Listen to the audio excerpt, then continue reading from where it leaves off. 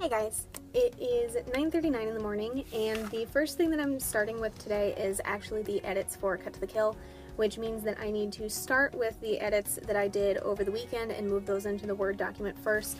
So I have chapters 8 through 11 on here, and then I have chapters 12 through 16 on my tablet. All of those changes are just written down in a notes document on my tablet and ready to be moved over to Word. I'm editing that first so that way I don't have to do it later on tonight without Microsoft Word sitting in front of me, because it is a pain to make all of the changes on here. I wasn't expecting to make a lot of changes during edit 8. That's normally an edit so far where I make basically no changes, but there are two reasons that I'm making changes to this one this time around. The first one, I think, is because since I'm proud of this one, I'm willing to admit where it needs changes and what can make it better, and I wasn't willing to do that with like the Baker series or the Ashley Jones trilogy, so I think that is the main reason.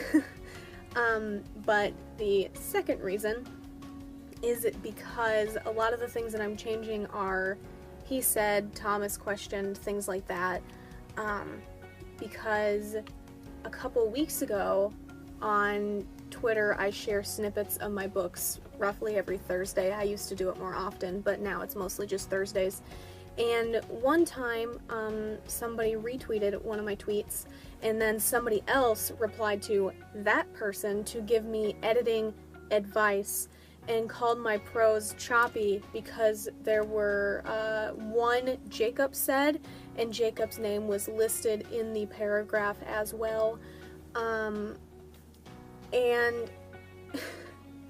when you call someone else's prose choppy when they post a first draft snippet for sharing and not because they were begging someone else to edit their book for them, it can really deeply affect a person, and that seems to be something that's going around a lot in the writing community right now. I've noticed that at least two other people that I follow on Twitter and that follow me have had the same issue where someone has been like, well, your thing sucks, this is how I would do it.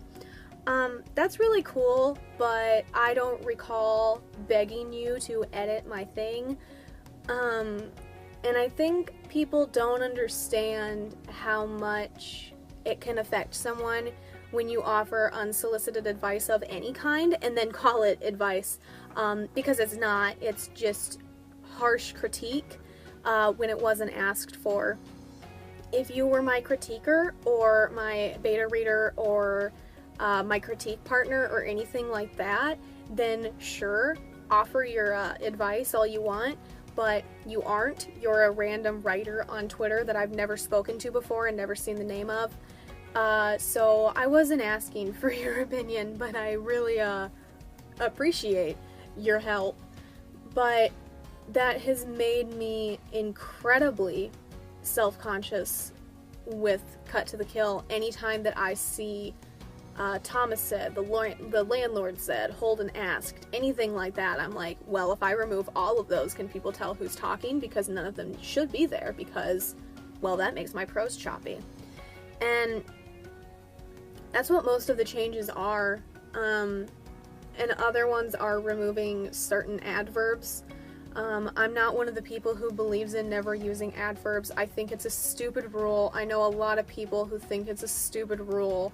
The idea that you should never do this and always do this, or you should never do that and always do this, is ridiculous. There are certain hardcore rules to writing that you should follow, and they tend to be grammar rules. Anything else is up for debate and up for grabs, depending on who you're speaking to and who you are and what your story is. There's no reason you should avoid adverbs that could actually make the description better just because someone else that you follow on Twitter or Instagram or someone else that you read a writing book of says that you shouldn't. That's my pro tip for you today. Do what feels right to you, And when you go through critique and editing, if it sounds ridiculous, if someone else thinks it sounds ridiculous, they will let you know, and you can make that decision on your own based on the information that you have. So, it's my fun fact for the day. But most of the changes are between the he saids and all that bullshit, and the other things are adverbs or adding sentences or changing the formatting of sentences to make them stronger and slightly less passive. Passive still isn't a thing that I've 100% figured out. I've found different things online for how you're supposed to look for it and how you know it's passive or active voice, and none of them are concrete. There are still definite exceptions to the passive active rule where you're like, oh, well, you can use this to figure it out, and it's like, oh, well, this is active voice, but if you use that, it makes it sound like passive and it makes you think you need to change it. And no. But a lot of it is just changes like that, and it's just taking a while, but that does mean that this one is going to go through a 9th edit. It's no biggie, but hopefully the 9th edit will involve less changes, but we'll see. But I am going to get into making the changes to chapter 8 now, go from there. Once I get through chapter 16, I'll edit like 4 or 5 chapters and then move on to writing for the day, and or planning when I need to start the next edit of Ashes in the Light. That might actually be the smarter choice. But either way, I'm going to get into this, and then when I am done with Cut to the Kill's edits for the day, I will give you guys an update. Alrighty, it is 1:20 p.m. and I edited 5 chapters in Cut to the Kill, which would be chapters 17 through 21, and then I went through, obviously, and did all of the corrections that I had written down on paper, and I added all of those to the Word document. But I'll go ahead and add the original chapters up to tell you how many words I edited there. But so far it's going relatively well.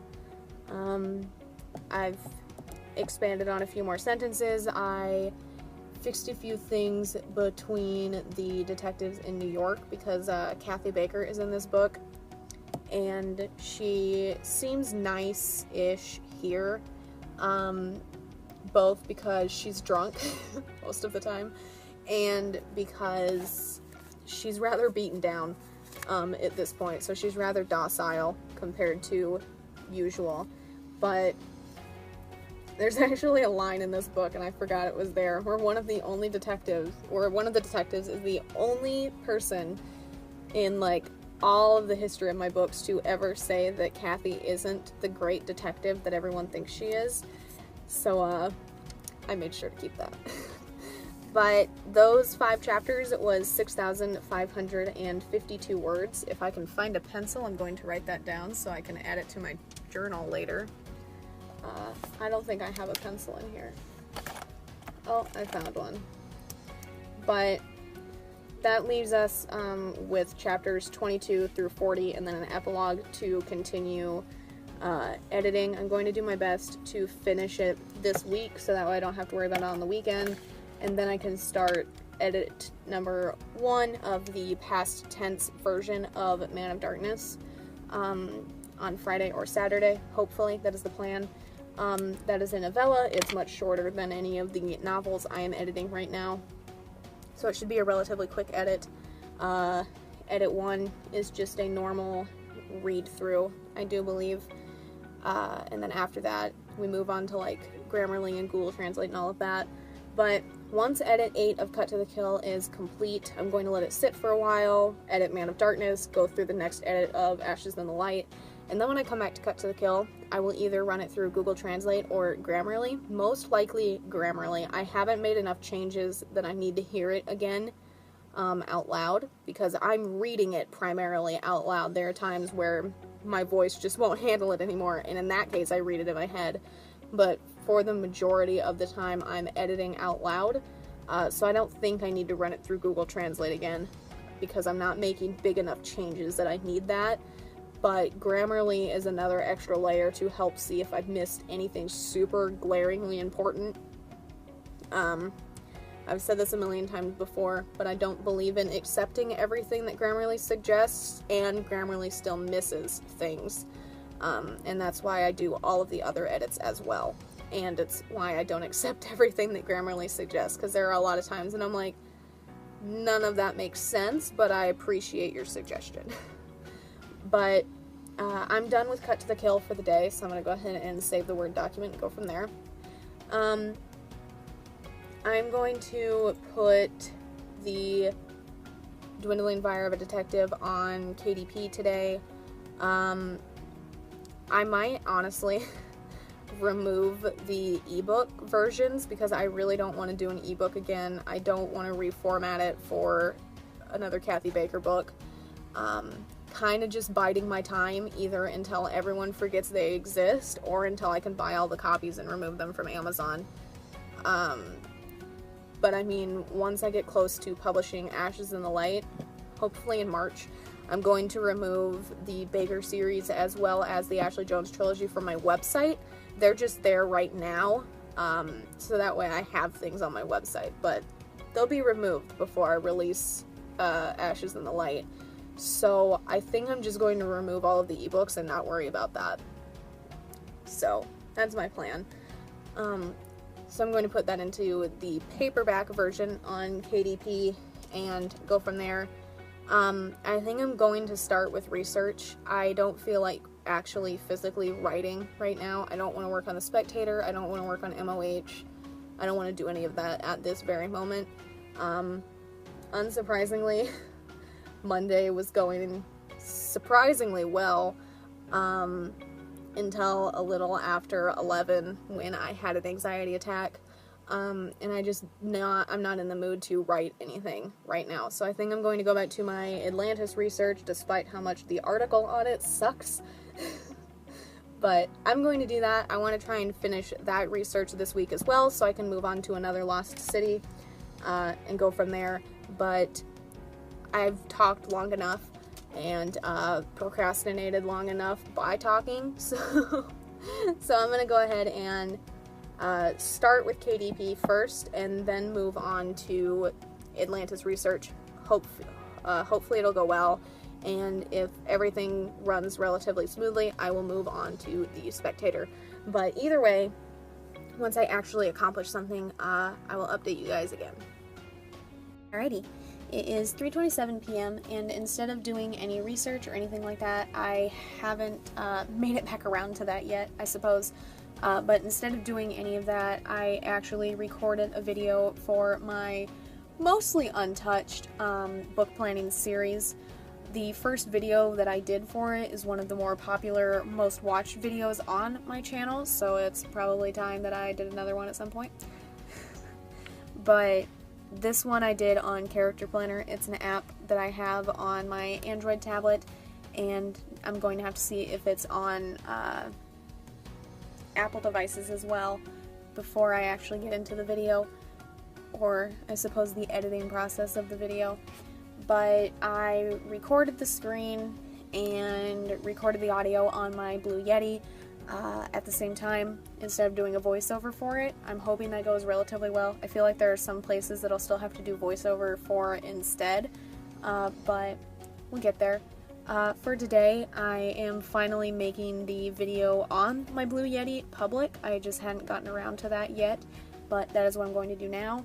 And then after that, for about the next half hour, I'm going to get into Atlantis research, and then I'm going to do bird chores and wash dishes, and then after that, either back into research or back into writing, depending on how I feel. But either way, once I accomplish something word count related, I will give you guys an update. Alright, so the 309 are from the Atlantis notes. These are all places that I still have to research before going back to the main Atlantis research instead of just the theories of where people believe it might be. But I'm going to go do bird chores, and then I'm going to take a nap until like 5, and then get back into all of this. I'm just incredibly tired right now. I feel absolutely exhausted. So that's what I'm going to do, and then I'll update you when I accomplish more on this after I wake up. Alrighty, it is 8:57 p.m. and I have only written 476 more words in the notes for Atlantis. After the nap that I didn't take, I worked on sketches. I did a little bit more work on the first sketch for the Ashes of the Light book march. I sketched a character for a Twitter writer friend, and then I dicked around with the Man of Darkness cover a little bit for like half an hour, decided I absolutely hated the changes, and then it wasn't worth it, and then went back to the original cover. So, well worth my time. I have the only show that I watch on Mondays starting in 2 minutes, but I'll be taking notes in between the actual show, so during the commercial break I'll be working. So progress will be slow for the next hour or so, and if I'm not incredibly tired by the end of that, I'm going to watch an episode of the paranormal show my mom and I were watching last night. We're going to watch an episode of that after 9 o'clock, or 10 o'clock, sorry. So then progress will continue to be slow after that, but that's okay. I am hoping to reset my sleep schedule tonight. I know I've said that a million times, but I'm hoping to actually accomplish that this time.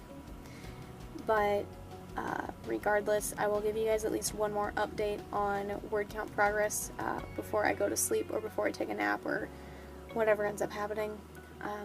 But until then, I'm going to watch TV and do some more Atlantis research.